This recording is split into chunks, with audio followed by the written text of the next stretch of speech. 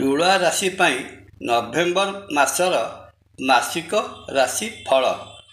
ଦ୍ୱାଦଶ ରାଶିଚକ୍ରରେ ପରିଭ୍ରମଣ କରୁଥିବା ଗ୍ରହମାନଙ୍କର ଅବସ୍ଥିତିକୁ ଅନୁଧ୍ୟାନ କଲେ ଜଣାଯାଏ ନଭେମ୍ବର ମାସଟି ତୁଳା ରାଶି ପାଇଁ ଅନୁକୂଳ ଫଳ ପ୍ରଦାନ କରିବ। ଜୟ ଜଗନ୍ନାଥ। ନମସ୍କାର, ମୁଁ ତପନ ଡାଇଜେଷ୍ଟକୁ ଆପଣଙ୍କୁ ସ୍ୱାଗତ। ତୁଳା ରାଶି ପାଇଁ ନଭେମ୍ବର ମାସଟି ଆର୍ଥିକ ଦୃଷ୍ଟିକୋଣରୁ ବେଶ୍ ଶୁଭ ଫଳ ପ୍ରଦାନ କରିବ। ମାସର ପ୍ରଥମାର୍ଦ୍ଧରେ ତୁଳା ରାଶିର ଆୟଭାବର ଅଧିପତି ସୂର୍ଯ୍ୟ ଲଗ୍ନରେ ଅବସ୍ଥାନ କରୁଥିବାରୁ ଆୟର ପରିମାଣ ବୃଦ୍ଧି ପାଇବ। ସରକାରୀ ସ୍ତରରେ ବାକି ପଡ଼ିଥିବା ବକେୟା ଟଙ୍କା ଏ ମାସରେ ହସ୍ତଗତ ହେବ। ମାସର ଦ୍ୱିତୀୟାର୍ଦ୍ଧରେ ସୂର୍ଯ୍ୟ ତୁଳା ରାଶିର ଦ୍ୱିତୀୟ ଧନସ୍ଥାନର ଅଧିପତି ମଙ୍ଗଳଙ୍କ ସହିତ ଏକତ୍ର ଅବସ୍ଥାନ କଲେ ଜାଗାବାଡ଼ି କିଣାବିକାରୁ ବେଶ୍ ଲାଭ କମାଇ ପାରିବେ। ଧନକାରକ ଗ୍ରହ ବୃହସ୍ପତିଙ୍କର ପଞ୍ଚମ ଅମୃତ ଦୃଷ୍ଟି ତୁଳା ରାଶିର ଦ୍ୱିତୀୟ ଧନଭାବ ଉପରେ ରହୁଥିବାରୁ ବିଭିନ୍ନ ସୂତ୍ରରୁ ଧନର ଆଗମନ ହେବ। ବେଶ୍ କିଛି ଅର୍ଥ ସଞ୍ଚୟ କରି ରଖିବାକୁ ସମର୍ଥ ହେବେ। ବିଭିନ୍ନ ଅର୍ଥ ଲଗାଣକାରୀ ସଂସ୍ଥାରେ ଅର୍ଥ ନିବେଶ କରିଥିଲେ ସେହିସବୁ କ୍ଷେତ୍ରରୁ ଆଶା କରୁଥିବା ଅର୍ଥ ପାଇପାରିବେ।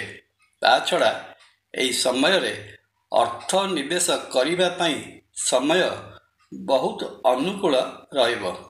ନଭେମ୍ବର ମାସରେ ତୁଳା ରାଶିର କର୍ମକ୍ଷେତ୍ର କଥା ଚିନ୍ତା କଲେ ଜଣାଯାଏ ଯେ ତୁଳା ରାଶିର ଦଶମ ଭାବ କର୍କଟ ରାଶିରେ ଉଚ୍ଚ ଭାବରେ ଅବସ୍ଥିତ ବୃହସ୍ପତି ମହାଗ୍ରହ ତୁଳା ରାଶି ଜାତକ ପାଇଁ କର୍ମକ୍ଷେତ୍ରରେ ଶୁଭ ଫଳ ପ୍ରଦାନ କରିବେ।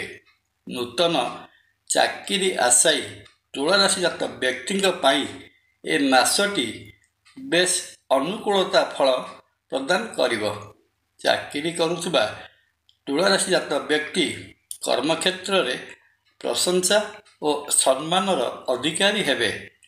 ପ୍ରମୋସନର ଯୋଗ ରହିଛି, କିନ୍ତୁ କର୍ମକ୍ଷେତ୍ରରେ ସ୍ଥାନ ପରିବର୍ତ୍ତନର ସମ୍ଭାବନା ମଧ୍ୟ ରହିଅଛି। ବାଣିଜ୍ୟ ବ୍ୟବସାୟ କରୁଥିବା ତୁଳା ରାଶି ଜାତ ବ୍ୟକ୍ତିଙ୍କର ବେପାର ଏ ମାସରେ ଠିକ୍ଠାକ୍ ଚାଲିବ।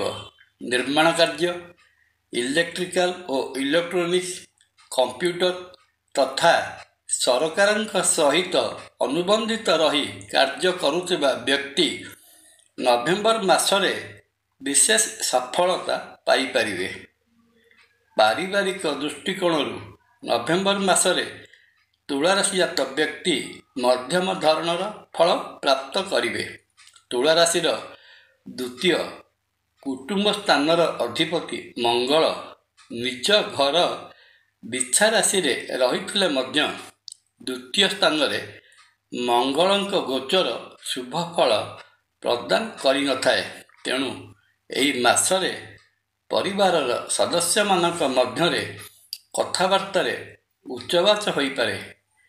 ପରିବାରର କୌଣସି ସଦସ୍ୟଙ୍କ ନିଆଁଗିଳା କଥା ଅନ୍ୟମାନଙ୍କ ମନରେ ଆଘାତ ପହୁଞ୍ଚାଇବାର ସମ୍ଭାବନା। ପୈତୃକ ସମ୍ପତ୍ତିକୁ ନେଇ ତିକ୍ତତା ବଢ଼ିପାରେ। ଆର୍ଥିକ ଭାରସାମ୍ୟ ନ ରହିବା ଯୋଗୁଁ କୁଟୁମ୍ବ ଭିତରେ ମୁହଁ ଫୁଲାଫୁଲି ହେଲା ଭଳି ଅବସ୍ଥା ସୃଷ୍ଟି ହେବ। ଦାମ୍ପତ୍ୟ ଜୀବନରେ ପାର୍ଟନରଙ୍କର କଥାକୁ ନେଇ ମନ ଊଣା ରହିବ। ଅବଶ୍ୟ ବୃହସ୍ପତିଙ୍କର ଦୃଷ୍ଟି ପରିବାର ଭାବ ଉପରେ ରହିଥିବାରୁ ବିଶେଷ କିଛି ବିଭ୍ରାଟ ଘଟିବ ନାହିଁ। ପ୍ରେମ ସମ୍ପର୍କ ବା ଲଭ୍ ଲାଇଫରେ ଥିବା ତୁଳା ରାଶି ଜାତ ବ୍ୟକ୍ତିଙ୍କ ପାଇଁ ନଭେମ୍ବର ମାସ ବଡ଼ ବିସ୍ମିତ କଲା ଭଳି ଫଳ ପ୍ରଦାନ କରିବ। ସେଇନେ ରୁଷ୍ଟ ଭଳି ସମସ୍ୟା ଉପୁଜିବ। କଥାକେ ରାଗିପାଚି କ୍ରୋଧରେ ଲାଲ ପଡ଼ିଯିବେ ତ ପୁଣି ପରକ୍ଷଣରେ ମଧୁର ଆଳାପରେ ମଜିଯିବେ। ତୁଳା ରାଶିର ପଞ୍ଚମ ସ୍ଥାନର ଅଧିପତି ଶନି ଷଷ୍ଠ ଭାବରେ ବକ୍ରି ହୋଇ ରହିଥିବାରୁ ଏହିଭଳି ସମସ୍ୟା ଦେଖାଯିବ। ଏହା ସାଙ୍ଗକୁ ତୁଳା ରାଶିର ପଞ୍ଚମ ଭାବରେ ଅବସ୍ଥିତ ରାହୁ ପ୍ରେମ ଭାବରେ ଷଡ଼ଯନ୍ତ୍ର ଓ ସନ୍ଦେହର ବୀଜ ବୁଣିବା ପାଇଁ ଚେଷ୍ଟା କରିବ।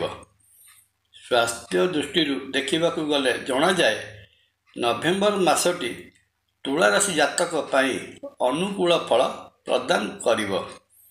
ରୋଗରୁ ଆରୋଗ୍ୟ ପ୍ରଦାନକାରୀ ଗ୍ରହ ସୂର୍ଯ୍ୟ ମାସର ପ୍ରଥମାର୍ଦ୍ଧରେ ଲଗ୍ନରେ ରହି ଆରୋଗ୍ୟତା ପ୍ରଦାନ କରିବା ସହିତ ନିରୋଗ ରଖିବେ। ଷଷ୍ଠ ସ୍ଥାନର ଅଧିପତି ବୃହସ୍ପତିଙ୍କର ଦୃଷ୍ଟି ମାସର ଦ୍ୱିତୀୟାର୍ଦ୍ଧରେ ସୂର୍ଯ୍ୟ ଓ ନିଜ ଘର ମୀନ ରାଶି ଉପରେ ରହୁଥିବାରୁ ଏ ମାସରେ ବିଶେଷ କିଛି ସ୍ୱାସ୍ଥ୍ୟଗତ ସମସ୍ୟା ଦେଖାଯିବ ନାହିଁ, ବରଂ ପୂର୍ବରୁ ରହି ଆସୁଥିବା ରୋଗର ପ୍ରାଦୁର୍ଭାବ ବହୁ ପରିମାଣରେ ଲାଘବ ହେବ। ଏ ତ ଗଲା ମୋଟାମୋଟି ଭାବରେ ତୁଳା ରାଶି ପାଇଁ ନଭେମ୍ବର ମାସର ମାସିକ ରାଶି ଫଳ।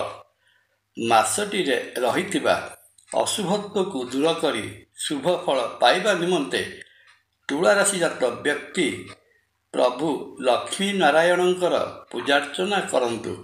ଶ୍ରୀକ୍ଷେତ୍ରରେ ବିରାଜିତ ମହାବିଷ୍ଣୁ ଶ୍ରୀ ଜଗନ୍ନାଥ ମହାପ୍ରଭୁଙ୍କୁ ଦର୍ଶନ କଲେ ତୁଳା ରାଶିଜାତ ବ୍ୟକ୍ତିଙ୍କର ରହିଥିବା ସମସ୍ତ ଦୋଷ ଖଣ୍ଡନ ହୋଇ ମନବାଞ୍ଛିତ ଫଳ ପ୍ରାପ୍ତ ହୋଇଥାଏ।